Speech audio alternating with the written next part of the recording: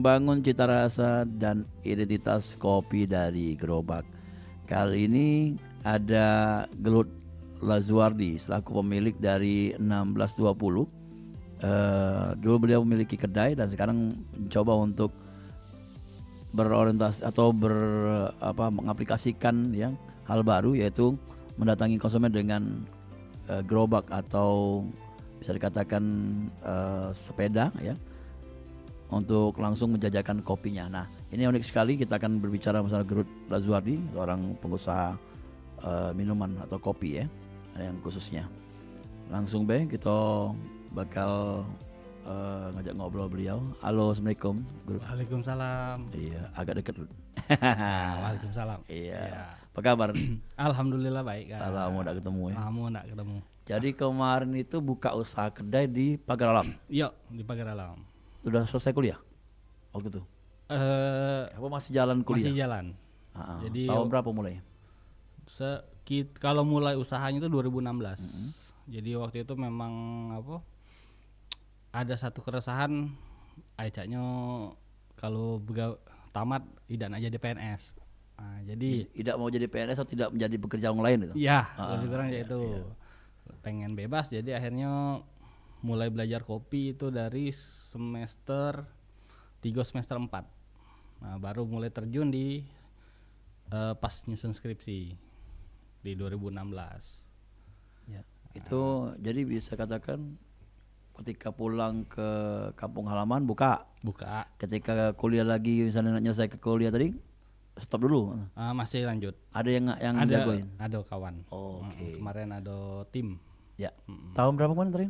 Awalnya? 2016. Awalnya 2016.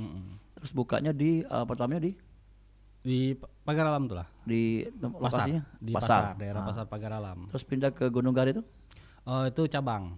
Oh, cabang. Buka cabang. Jadi ada pengelola hotel yang baru waktu itu pengen buka coffee corner. Jadi pengen kopi yang khas yang dikelola oleh baristanian. Jadi bukan sekedar warung kopi atau kopi-kopian baik. Bukan kopi saset ya? Nah, bukan kopi saset. Jadi awalnya di tempat yang pasar tadi, yang jalan utama besar, terus merambah ke tempat wisata, itu ada perbedaan nggak? Ada Kak. Apa? Satu dari flow atau mobilitas. Kalau di kedai itu yang di pasar jelas orang kebanyakan sih yang memang sengaja datang mau ngopi, terus mau nyari pengalaman baru, mau ngobrol dan lain sebagainya. Tapi kalau di tempat wisata itu kebanyakan orang karena awalnya kan banyak yang enggak tahu.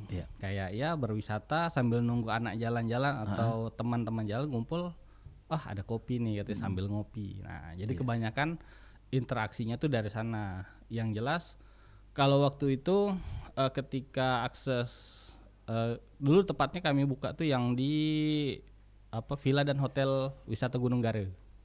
Jadi waktu itu area hotel itu yang baru dibuka untuk umum. Jadi semua orang boleh datang, yang flow-nya bisa 3.000 sampai 5.000 orang per hari. Kehadiran ya? Kehadiran. Ya 3.000 sampai 5.000 orang per hari. Itu di tahun itu. Sabtu Minggu lah ya. Iya, termasuk Sabtu Minggu. Jadi dari 3.000 5.000 pengunjung ini berapa persen biasanya yang minimal datang ke kedai ya? Banyak Kak. Kami sampai keteteran. Satu karena waktu itu belum siap dan memang kurang persiapan. Karena dulu di waktu itu kami nggak nyangka kalau bakal meledak gitu kan, orderan dan tamu pengunjung gitu. Karena kami kira masih bisa teratasi. Apalagi dulu waktu awal konsepnya bikin pakai manualan. Jadi semuanya serba manual, nggak pakai mesin kopi. Itu keteterannya luar biasa. Jadi sampai ada beberapa pengunjung yang batal order karena terlalu panjang antriannya. Saking antri minum kopi. Kopi Pagar Alam ya. Nah, ngomong masalah kopi sendiri dari mana kalau kemarin tuh? Kopi masih dominan yang dipakai dari Pagar Alam sendiri Kak. Khususnya ada yang diolah pribadi, mulai dari tahun-tahun pertama jualan dulu hingga kemudian juga membina beberapa keluarga gitu kan yang mau berkembang dan sedikit melepas dari keterikatan harga yang diatur oleh toke, Ya, tengkulak ya. tengkulak Iya. gitu. Ya. Jadi hadirnya 1620. Ini artinya apa 1620 nih? Jadi makna agak banyak sih Kak, Iya, agak iya. banyak. Jadi kan satu karena dulu lagi trennya anak-anak senja. Iya. Nah, kalau senja itu kan identik dengan 420 atau 420 Iya. bahasanya. Jadi kami sedikit bikin plesetan ke 1620 kan. 420 itu pagi ya. Ya 420 pagi, Iya, iya, iya. 1620 kan sore. Iya, Karena iya. memang dulu juga kedai bukanya sore, Ha-ha. ba'da asar. Ha-ha. Nah, di lain sisi itu juga filosofinya karena rata-rata petani di Pagar Alam khususnya waktu itu kan sering pulang tuh sore. Kita setelah asar nyampe rumah tuh ya dekat-dekat 4:30 itu udah ngopi, nyantai, istirahat, udah mandi gitu kan, tuh udah waktu yang paling nikmat untuk beristirahat gitu. Iya, sambil ngopi ya. Sambil ngopi. Dan yang keduanya itu karena kami mulainya di 2016 makanya bisa dibalik tuh kan. 1620 2016. 2016. Iya, keren ya. Ada filosofinya Ada ya. filosofinya. Jadi 1620 itu waktu hampir mendekati setengah 5. Tapi tutupnya jam berapa? Bukan jam 20 bukan? Ya? Ada. Tutup variatif. Kadang kalau masih rame jam 12, pernah kadangan kalau lagi bulan puasa sahur. Hah? Kalau dulu. Jadi di Pagar Alam itu sudah bisa katakan tren gaya ngopi itu sudah ikut-ikut Palembang juga ya? Sudah. Tapi memang baru berubahnya itu sekitar lebih kurang 3 bulan pasca kami buka. Dan kedai sekarang banyak? Kedai sudah banyak sekarang di Pagar Alam. Iya. Ya, Jadi yang pertama bisa katakan 1620 termasuk pionir yang awal di Pagar Alam. Nah, ada beberapa dan kami juga salah satu yang pertama di tahun itu. Iya. Jadi awal buka dulu gimana untuk di pangsa pasarnya sendiri sepi atau? Awalnya sepi Kak, karena di Pagar Alam sendiri khususnya gitu kan termasuk di Sumsel juga budaya ngopi itu budaya ngopi di rumah. Jadi kalau kayak misalnya mungkin kakak ketika bertamu ke Pagar Alam gitu kan ke salah satu warga, yuk ngopi ke rumah ngopi, bahasanya selalu ajakannya tuh ke rumah ngopi. Nah, jadi untuk mengubah stigma atau stigma ngopi di rumah itu harus ngedobrak. Jadi pernah kami buka booth itu di Gunung itu waktu belum buka yang cabang. Jadi nawarin kopi Kak, pacak ngopi di rumah. Itu agak nyes gitu Kak. Jadi karena kita berjualan kopi tapi di gudangnya kopi. Nah, benar. Iya kan? Jadi lain kalau kita berjualan kopi ya di Palembang yang memang konsumennya memang butuh itu kan. Iya, benar. Jadi anggapan paradigmanya masyarakat pada waktu itu ya ngapa sih lah karena petani kopi punya kopi gitu ngapain harus beli kopi. Nah, kan gitu. Tapi pelan-pelan kami sambil mengedukasi gitu karena juga aku dulu memang fokusnya bukan di kedai tapi di hulu di bagian proses. Jadi mulai dari petik merahnya yang kalau orang dulu bilangnya dalam tanda kutip tuh nganggap petik merah tuh mitos Kak. Nah, oh iya katanya saya pernah dulu minum kopi petik merah itu nggak tahu kapan. Alasannya kenapa mitos? Iya karena mereka nggak melakukan itu. Jadi kayak kalau waktu itu tuh orang Pagar Alam khususnya di dusun-dusun gitu kan, kalau mau bikin kopi itu nyisihkan kopi yang dari hasil petikan, yang mana petikannya itu kan masih petikan campuran atau pelangi. Nah, belum terstandarisasi, terus juga ngejemurnya masih asalan di atas tanah, kemudian tanpa berlapis terpal atau berlapis para-para, masih juga sering di aspal, dilindas mobil, diinjak unggas, hewan piaraan seperti anjing, kucing, kambing, bahkan sapi gitu. Jadi masih belum steril. Jadi dari segi kualitas juga belum terjaga. Belum terjaga. Tapi sekarang sudah mulai pelan-pelan petani itu udah ngerti regonya kan beda kan. Beda. Kalau petik merah mungkin bedanya sekitar berapa lah kalau bedanya? Kalau di harga yang waktu itu harga kopi asalan di harga Tengkulak itu masih di paling mahal tuh kayaknya 20.000 Kak. Di tahun itu. Sedangkan ketika orang petik merah itu bisa sampai ke angka 50 sampai 60.000 pada masa dulu ya. Pada masa sebelum itu naik-naik iya, ini. sebelum harga naik ini. Jadi ada naik 30 ribu ya. iya hampir mungkin 100%. 100% lebih. 100% lebih naik perbedaan. Tapi yang membedakan petik merah sama campur atau petiknya belum sesuai itu apa ya? Dari rasa atau bentuknya gitu? Dari rasa Kak jelas. Jadi kayak pada dasarnya kan kopi itu kan tanaman buah. Asalnya dari buah kopi. Buah yang kita tahu buah yang sudah ranum dengan yang belum matang atau belum ranum kan itu udah tahu tuh bedanya. Wanginya, aromanya itu udah jelas. Dari buahnya aja kita udah tahu perbedaannya. Nah, ketika diproses sama. Jadi kayak kalau buah kopi yang sudah matang itu kan kayak nutrisinya terus itu sudah siap, sudah matang. Sedangkan kalau buah yang belum ranum atau yang belum merah itu dia jelas nutrisinya belum terpenuhi gitu. Jadi ya namanya masih mentah pasti kecut. Sama seperti jeruk kalau belum matang kan pasti asamnya asam kecut gitu kan. Beda dengan jeruk yang asamnya asam seger. Oke. Tapi kalau kita jual kan toke atau barang pengepul atau mungkin yang pembeli itu kan tidak harus merasakan dulu. Nah, bentuknya apa ya kalau bisa tahu kalau bentuk merah itu? Satu dari warna, dua dari aroma. Aromanya beda Kak. Wanginya beda, terus dari segi warna dan kebersihannya juga beda dia. Dan yang jelas dia lebih bernas. Bobotnya dia jauh lebih daripada buah kopi yang campur gitu, yang masih petiknya pelangi atau dan campuran. Lebih berat tapi lebih ringan. Lebih berat Kak. Dalam kuantitas skala yang sama, misal dalam kita pakai satu kantong karung yang isi 20 kilo itu penuh full rata-rata air, yang petik merah dengan yang pelangi itu bobotnya aja udah beda walaupun dia sama-sama satu karung penuh gitu. Nah itu bobotnya udah beda, jadi kadar airnya berkurang juga deh. kadar air pada dasarnya sama. Nah tapi yang ini yang bikin beda, jadi susutnya si yang petik pelangi itu dia susutnya jauh. Karena kopi yang hijau yang belum matang itu karena nutrisinya belum lengkap, dia jadi paling menciut gitu Kak. Jadi paling kecil bisa jadi hitam. Jadi kalau harusnya dia penyusutannya itu sekitar 60 sampai 70%, dia bisa nyusut sampai ke 90%. Jadi ya ampas gitu mendekati. Ya. Tapi kalau yang di Pagalam atau di sekitar Pagalam itu kebanyakan Arabica ya? Robusta. Robusta. Robusta ini dengan Arabica apa beda ya? Robusta dan Arabica bedanya jelas dari kalau yang paling kontras itu dari rasa. Arabica dia yang secara gampang bisa kita rasain tuh asemnya. Kalau Robusta dia lebih pahit. Robusta lebih pahit. Pahit, iya. Kalau asam tuh Arabica. Arabica. Di mana kalau di Sumsel ini ada? Yang sudah banyak produksinya kalau di Sumsel itu di daerah Semende. Semende, terus Pagar Alam sekarang sudah mulai juga banyak penanamannya sudah mulai masif. Itu yang tidak terlalu tinggi tanahnya ya? Yang butuh lebih tinggi malah. Arabica tuh lebih tinggi lagi. Oke. Karena pada dasarnya tanaman kopi ini adalah tanaman dataran tinggi Kak.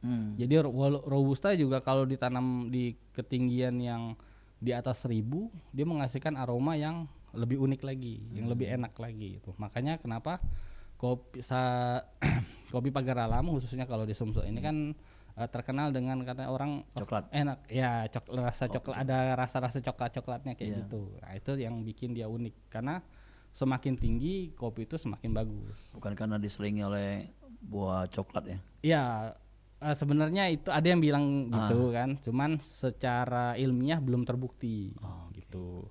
Makanya masih dicari oleh peneliti-peneliti di dunia ini korelasinya antara penanaman tumpang sari perkebunan kayak kopi, kemudian lada, terus juga cengkeh kan, biasanya kan kayak gitu untuk di Pagar Alam sendiri. Dan coklat, kakao gitu juga sama, masih dicari korelasinya gitu. Nah sekarang dari kedai ya, terakhir kemarin kedai tahun berapa? Kedai tutup 2022. 2022 karena menikah, pindah ke Palembang. Terus rencana ada buat juga di Palembang kemarin? Mulai eksekusi itu Desember 2024. Nah, sebelumnya di 2 tahun belakangan itu sempat ditarik teman bantu-bantu juga di kedainya gitu. Jadi bantuin dia untuk ngurus kedainya, baru akhirnya jalan sendiri. Sekarang bentuknya motor. Ya, karena lagi lihat trennya gitu kan, kayak kopi tuh ada, kalau aku sih mandangnya ngejalan waktu kedai teman kemarin juga ngelihat kayak mulai sepi, orang mulai kayaknya mulai jenuh kalau ngopi di kedai gitu. Terus kemudian di Jakarta mulai tren kopi gerobakan, ya model-model Starling dan lain sebagainya gitu kan, yang harganya jauh lebih murah dengan rasa yang mendekati kopi yang ada di kafe. Tuh, jadi itu cukup jadi tonjokan besar bagi banyak pemain kedai kopi di Jakarta dan di Palembang juga. Sekarang udah banyak menjamur ya Udah menjamur di Palembang. gerobak itu. Nah itu kan jadi menambah apa ya namanya nilai lagi kalau gerobak tuh. Kalau melihat dari gerobaknya yang dipakai oleh Growth sendiri itu kan motor atau pakai gerobak? Motor ya? Motor. Kalau yang kebanyakan sekarang kan nggak pakai listrik ya? Ya, sepeda listrik. Nah itu kenapa dipilih motor? Satu, mangkas modal. Satu, mangkas modal karena dan punya aset motor, ya manfaatkan saja daripada harus ngeluarin kos. Karena harga gerobak sepeda listrik itu bisa 20-an juta. Itu lumayan. Tapi kan ada keinginan dari Growth sendiri kan punya cabang gitu ya. Iya. Nantinya ke depan. Dan itu bisa menjadi kemungkinan kalau punya gerobak sendiri ya. Bisa.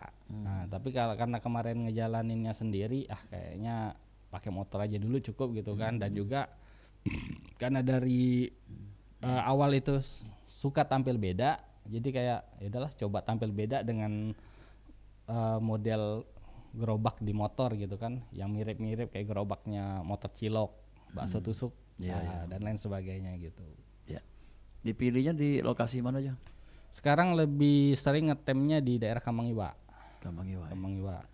Jadi tempat ramenya juga. Ya, tempat rame juga, karena juga pas di akhir tahun kemarin kan Kambang Iwa selesai perbaiki, jadi udah bagus, orang juga sudah mulai banyak ke sana, jadi ya salah satu tempat yang kupilih gitu. Oke. Kita bahas lagi mengenai ide jualan gerobak dan juga tempatnya, lokasi juga nantinya bagaimana dari pemasukan sendiri. Kita akan sesi kedua ya. Siap. Untuk Growth nanti kita ngobrol-ngobrol, dan dulur masih di obrolan komunitasnya, obrolan UMKM maksud kami di Lokak Kito dengan membangun cita rasa dan identitas kopi dari gerobak bersama Growth Lazuardi, pemilik dari 1620. Dulur, kita bakal denang ke lagu yang berikut ini. Sungi bersikap wali, berjalan santai, nemu buah kueni. Kalau pacak, tak usah bergeser lagi. Mantap kebaik, denger ke yang ini. Perompak, suara budaya Sumatera Selatan.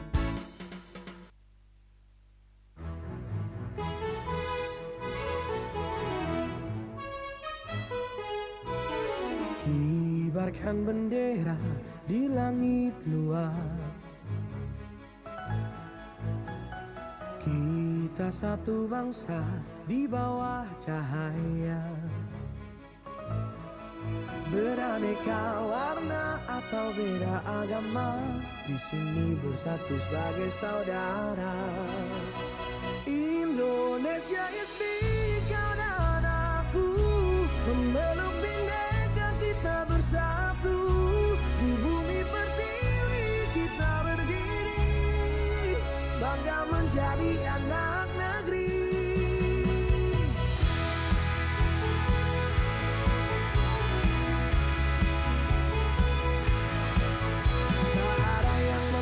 Memecah kita karena cinta kita yang kuasa.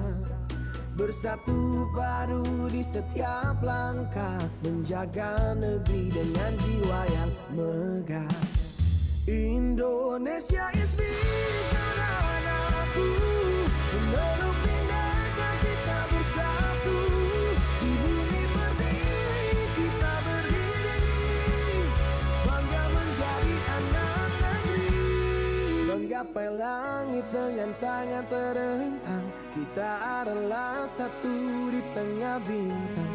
Melangkah maju bersama impian, Indonesia kuat bersatu kita menangkan.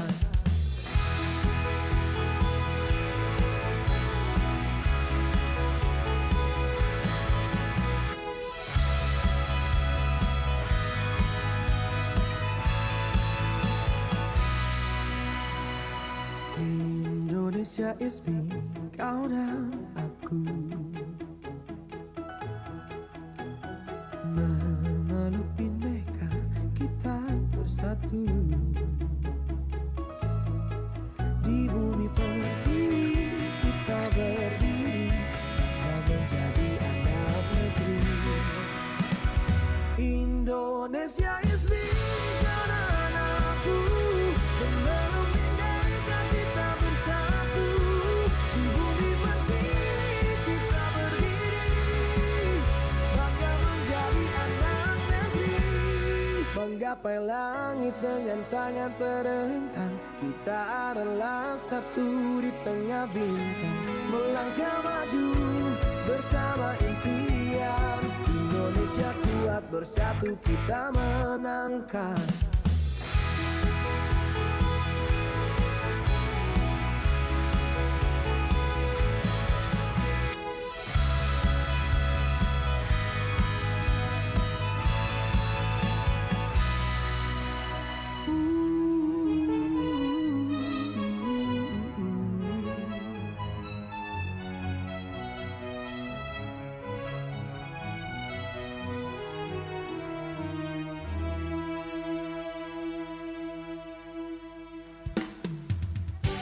Budak kecil main neka, senang hatinya boleh kemenangan. Budaya kita besak kelakar, senantiasa kita lestarikan. Dudulur kita masih bersama perempat RRI Panda di Sriwijaya Siang.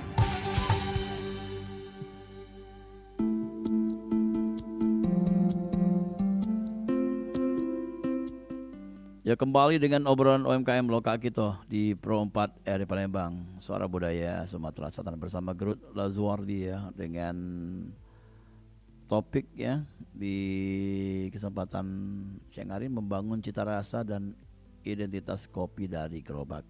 Beliau ini, Gerud Lazuardi ini, pemilik dari 1620 kedai kopi dan juga kopi gerobak keliling. Dan Gerud ini sesuai dengan tema kita, cita rasa ya. Jadi apa sih tantangan terbesar dari Gerud sendiri untuk menciptakan cita rasa kopi khas berjualan dari gerobak? Tantangannya itu menyajikan kopi yang standar kafe ke jalan gitu Kak. Karena kebanyakan pemain kopi gerobakan ini karena pengen untung yang besar dan mangkas modal produksi, kos produksi, jadi mereka mengabaikan rasa gitu. Ada yang kebanyakan ini komenan dari beberapa pelanggan gitu. Ada yang terlalu manis sampai kadang kan rasa kopinya yang tertutupi. Jadi bukan lagi misalnya kopi gula aren tapi udah gula aren campur kopi gitu. Nah, jadi di situ tantangannya untuk tetap, kalau aku sih tetap menyajikan sesuai SOP gitu, SOP waktu masih buka kedai dulu, karena aku punya prinsip kopi yang ku jual itu juga kopi yang ku minum Kak. Karena aku juga ngopi gitu kan. Jadi aku nggak mau minum kopi yang nggak enak gitu. Jadi minimal ya kopinya kopi yang berkualitas gitu, baik dari pemilihan bahan, walaupun memang tidak yang kosnya terlalu tinggi, tapi ku coba untuk bikin sendiri. Jadi kebanyakan kayak bahan-bahan yang bisa diproduksi sendiri, semuanya diproduksi sendiri. Oke. Terus bagaimana reaksi konsumen terhadap cita rasa kopi yang ditawarkan dan juga nuansa gerobak tadi? Alhamdulillah sejauh ini respon banyak yang menganggap bahwa kopi yang aku tawarkan, yang aku bawakan itu unik dan cukup berbeda dari pesaing gitu dengan merek yang lain, khususnya kayak americano ini Kak. Jadi kayak kebanyakan kawan-kawan yang berjualan di merek yang lain itu mereka cuma jual kayak kopi susu, terus matcha, terus Thai tea latte, tapi justru yang jarang ya? yang dasarnya kopinya kopi hitam lah bahasanya, atau americano gini itu jarang. Nah, sedangkan jadi agak sedikit geser topiknya tuh kayak, jadi anak Gen Z sekarang itu kayak FOMO-nya tuh kayak berkiblat di Jakarta, khususnya untuk anak-anak muda Palembang gitu. Jadi apa yang FOMO di media sosial daerah Jakarta gitu mereka bakal ngikutin. Nah, Gen Z di Jakarta tuh sejauh pengamatan aku ya ketika memantau di media sosial mulai senang dengan peralihan ke americano, Kak. Jadi bukan lagi kayak udah jenuh nih minum kopi gula aren, kopi karamel, kemudian yang dan lain-lain sebagainya yang manis-manis. Americano ini pakai gula juga? Enggak. Jadi pure kopi hitam. Tapi kalau misalnya memang ada yang minta mau manis, kebanyakan sih yang minta dia nggak manis, cuman biar menjembatani jangan terlalu manis tapi jangan terlalu pahit juga gitu. Jadi buat penyeimbang aja. Nah, jadi di sini kayak karena ada juga yang mempromosikan bahwa kalau mau diet, kalau mau sehat minumnya americano gitu. Kopi hitam yang murni gitu daripada kopi yang banyak rasa gitu. Jadi mulai banyak yang mencari bahwa pakai americano. Nah, karena aku juga bikinnya tetap pakai perhitungan dan rasio waktu di kedai kopi dulu. Jadi standarnya masih sama, itunya masih sama walaupun memang yang dikorbankan adalah margin keuntungan yang lebih tipis. Oke. Ini termasuk karakter yang ditonjolkan oleh Iya. untuk usaha kita ya. Iya, Americano nih. americano. Tapi kalau kita kan punya dewek nih, kopi tubruk ya. Itu hampir sama ya? Mirip, cuman kalau tubruk kan dia penyajiannya panas ya. Nah, sedangkan untuk kayak model gerobakan ini orang sudah terpikir bahwa kopinya tuh dingin. Oh. Nah, jadi makanya lebih dominan dibikin dingin. Tapi kalau misalnya kalau mau panas, aku cuman bawa termos paling cuma untuk, tapi khusus yang americano bae. Oh, ada juga yang Ada. yang senang americano panas. Ada senang beberapa customer khususnya yang sudah di atas 40-an. Iya. Terus seberapa penting untuk bagi UMKM kopi seperti Guru sendiri untuk membranding usaha? Penting nggak? Karena apalagi kalau aku modelnya yang masih jalan sendiri gitu kan, brandingnya orang tuh nge-branding beli produk itu bukan karena merek justru, tapi beli karena persona, karena perkenalan dengan aku, karena komunikasi dengan akunya, gimana aku menyampaikan soal produk. Nah, khususnya kalau dalam F&B kan produk knowledge gitu kan, pengetahuan tentang produk yang kita sampaikan supaya customer, oh aku tahu selera yang mau ku minum hari ini atau saat ini gitu. Mungkin dia lagi nggak pengen yang manis-manis, oh ini ada nih yang pahit. Oh lagi males yang pahit-pahit, oh ini ada yang manis. Nah, kayak ini yang gula arennya pakai gula aren linggau yang untuk di Sumsel sendiri termasuk aren dengan kualitas terbaik gitu kan. Dan juga ada yang lain-lain seperti itu. Kalau gula abangnya dari aren tadi linggau ya? Linggau. Memang ngambil sana? Ngambil ke sana. Oke. Kenapa ada pilihan memang Dari dulu, Kak. bukan kata pilihan bukan? Bukan kata pilihan, tapi karena memang dari dulu makainya dari awal tuh sudah pakai itu. Oke. Jadi memanfaatkan UMKM lain juga. Lain ya? juga Iya, gitu. iya. Jadi ada rantai ekonomi yang terjalin gitu. Jadi kopinya dari Pagalam, gula arennya dari Dari linggau. Linggau. Oke. Dan ini kan berubah nih dari kedai ke gerobak. Terus apa suka dukanya yang berkesan selama jualan nih? Mungkin bisa ceritakan? Lebih ke cara pandang. Karena di model kopi di jalanan gini kan atau street coffee, orang sudah tergambar, oh kalau mau ngopi tinggal lihat aja bentuk gerobak sepeda listrik gitu. Jadi orang sudah nganggap, oh kalau gerobak sepeda listrik itu kopi.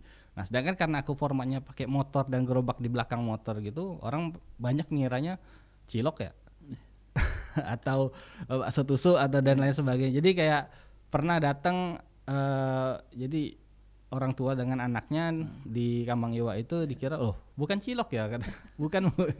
Jadi kadang di situ aja sih masa. Dan gerobaknya kan ada tulisan kan? Ada tulisan. Tapi tidak terbaca. Ya mungkin kadang kan orang ngelihat kan dari bentuk dulu kan, karena mungkin wallahu alam mungkin karena tidak terlihat keterhalangan atau mungkin karena keterbatasan penglihatan.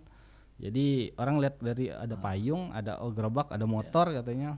Oh ini pikirnya cilok karena orang kan lihat dari kita kan mengingat berdasarkan bentuk dulu gitu kan. Oh kalau yang gerobak seperti itu identiknya dengan bakso, kemudian cilok, kemudian telur gulung. Nah kan yang model-modelnya kan sama tuh kayak gitu. Konsepnya. Sedangkan kalau kopi tuh yang lagi tren ya pasti Kalau bukan sepedaan yang Starling gitu, ya gerobak sepeda listrik itu. Oke.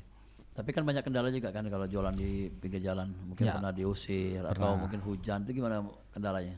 Ya sejauh ini itu aja yang lagi ini, mungkin karena apa? Karena waktu awal-awal Awalnya. pada di bulan 12 sampai bulan Februari itu, waktu itu masih aman-aman aja Kak. Jadi kayak dari Satpol PP pun mereka kayak masih tutup mata gitu, karena mungkin dilihatnya karena nggak terlalu rame. Nah cuman karena makin marak, ada terus nih tiap bulan merek baru, jadi orang menumpuk. Nah mulai Satpol PP bergerak untuk menertibkan karena dianggap bikin kemacetan gitu. Tapi kalau Gero sendiri lokasi penjualannya tidak melawan kemacetannya? Enggak.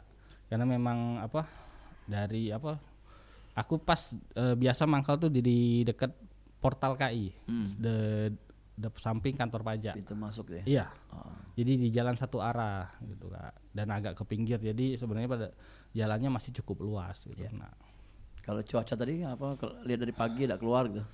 ya paling sih hujan, karena yang kita bawa kan kebanyakan tuh es nih. Ya, Palembang sekarang kalau hujan tuh udah agak-agak dingin gitu kan, jadi orang udah agak kurang gitu. Itu turunnya di situ doang sih. Tapi tidak dipaksakan kalau jualan ya? Enggak, karena punya sendiri juga kan, jadi nggak ada kejar target. Tinggal ya udah istiqomah aja. Kalau hari ini belum, insya Allah besok ada pengganti rezekinya toh, karena rezeki kan juga udah diatur, mau dicari jualan dari pagi sampai malam. Kalau memang kita dapatnya udah tertakar satu gelas terjual, mau kita kemanapun tetap satu gelas itu aja rezekinya yang kita dapat. Oke. Terus apa pengaruh tren kopi kekinian terhadap penjualan yang Growth lakukan ya? Penjual ke mana Kak? Ya ke sekarang ini, yang kekinian. Katanya tadi ada trennya Americano. Ah, Itu kalau di Palembang sini sudah banyak ya? sudah banyak. Sudah banyak yang kayak itu trennya. Iya, sudah mulai ke arah sana. Terus juga udah kayak sebenarnya kayak apalagi kalau di Kamang Iwak sendiri gitu kan, karena aku memang hampir sehari-hari juga dominan di sana. Ah. Jadi kayak orang tuh udah pandangannya nggak, ngopi enak nggak harus ke kedai kopi gitu. Mereka mandangnya bahwa di sekitar sini pun mereka tinggal milih karena Disiapkan kursi nggak dulu? Kalau karena modal di dulu. Kamang Iwa sudah banyak kursi Kak, kayak kursi dari semen-semen memang Iya, udah iya. ada fasilitas taman kan, jadi mereka kita beli langsung dah duduk di taman. Dan gitu. harganya beda ya dengan kedai sih? Iya, satu kan, karena kita nggak kena, tidak mengenakan kos sewa tempat, karena kan dalam HPP ketika F&B itu kan udah kita nih berapa persen tuh udah dimasukin ke dalam produk yang terjual. Jadi kalau misalnya HPP satu gelas itu kalau di kedai itu bisa 8 sampai 10 ribu paling tingginya, sedangkan di ini kita bisa di bawah 5 ribu, jadi nggak perlu nambah sewa, jadi makanya harganya bisa dipangkas cukup jauh gitu. Oke. Dari waktu ke waktu kan 1620 ini kan akan menjadi bisa katakan brand lah ya. Inovasi apa yang bakal dilakukan ke depannya, dan mungkin yang pernah juga dilakukan untuk tetap relevan di dunia minerai? Kalau aku sendiri untuk khususnya di 1620 memang dari dulu tuh, makanya aku juga bukan cuma kopi, tapi ada teh juga. Ya. Nah tehnya ini juga bukan sekedar teh kayak teh hitam atau lemon tea atau Teh leciti. Pagaralam juga ya? Ya, salah satunya teh Pagaralam dan tanaman-tanaman herbal Kak, yang diracik gitu. Kalau istilahnya sih tisane.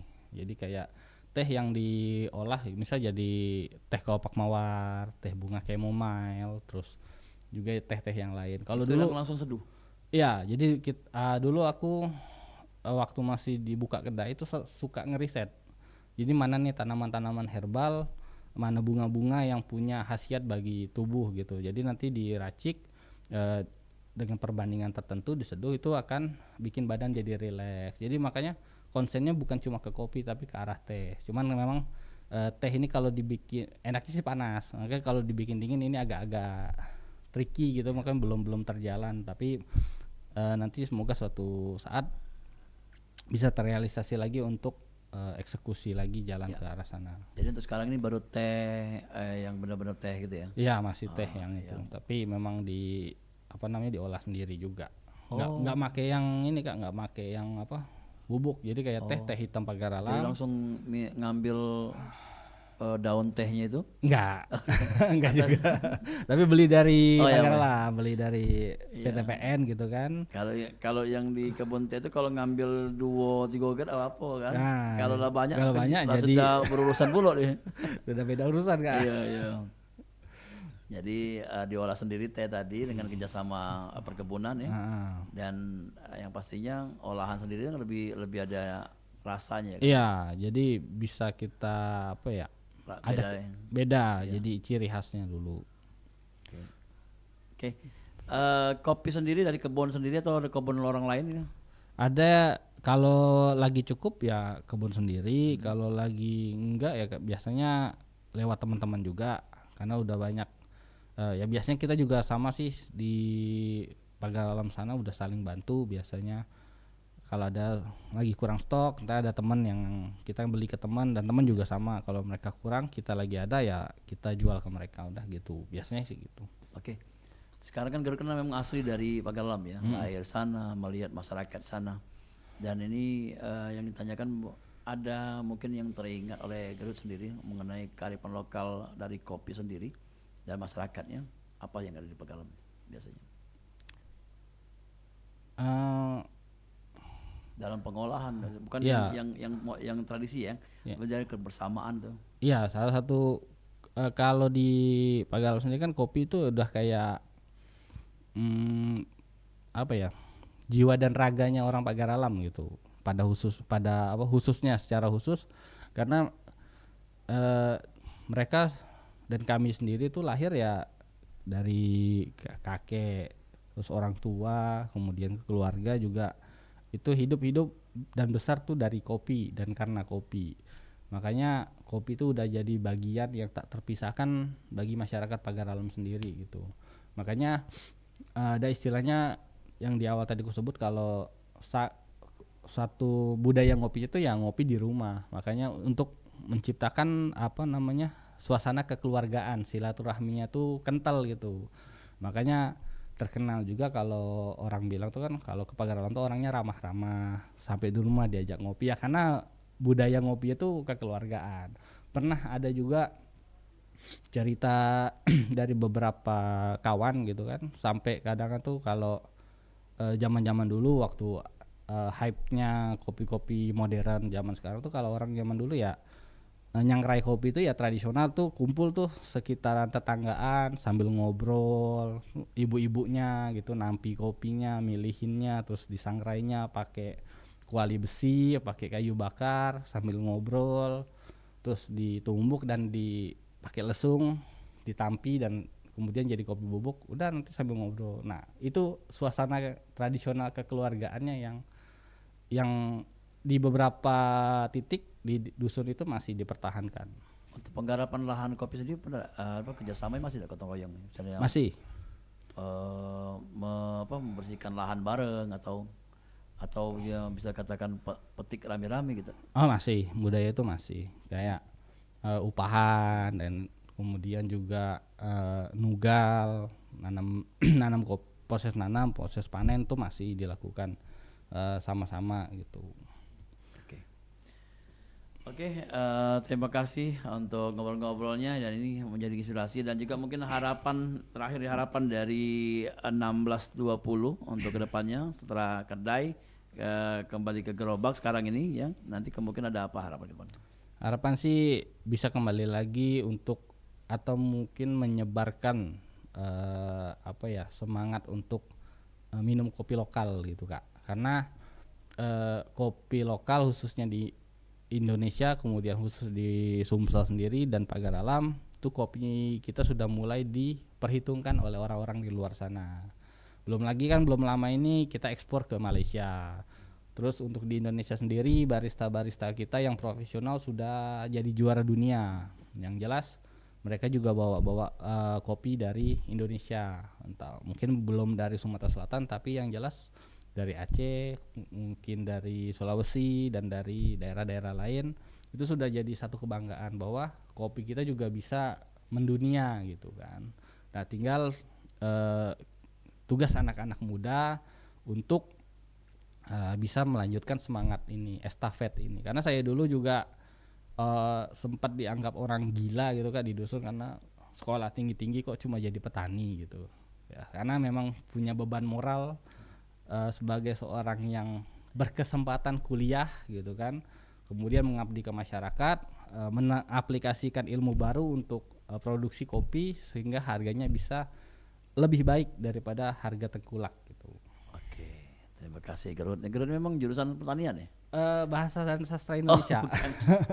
Aku pikir pertanian. Bukan. Nah, itu makanya orang banyak heran kan. Iya. Oke lah kalau begitu. Makasih Gerud, dan kita sampai ketemu dalam kesempatan, mungkin siapa tahu nanti di segmen lainnya atau tema-tema lainnya kami undang lagi. Siap. Ya. Sukses untuk 1620-nya. Terima kasih. Semoga bisa punya kedai lagi dan dikenal sampai ke mancanegara. Amin. Ya. Terima kasih. Assalamualaikum. Waalaikumsalam warahmatullahi wabarakatuh. Dulur pendengar, kita lanjut kembali ya. Dan tadi sudah kita ikuti program acara obrolan UMKM Lokal kita bersama Gerud Lazuardi, pemilik dari 1620, yang beliau juga sekarang yang sedang berusaha untuk mengenalkan kopi dengan berjualan mengenakan gerobak ya, kopi Pagalam, juga kopi lokal lainnya, agar bisa dinikmati oleh generasi muda dan juga pencinta kopi di mana berada. Dan sampai ketemu di obrolan UMKM lainnya, dan kita teruskan program acara selanjutnya.